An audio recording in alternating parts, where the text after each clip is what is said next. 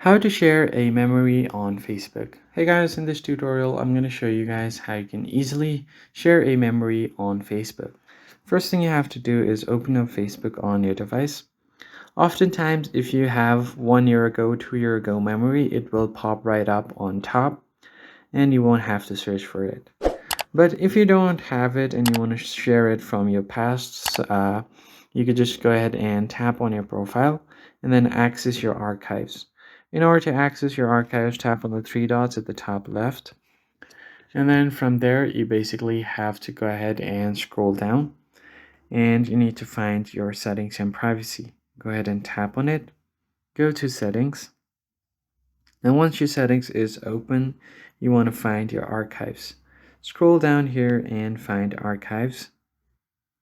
You could go to your stories or your posts, and then from there you can select the archiving your stories. Make sure that one is turned on.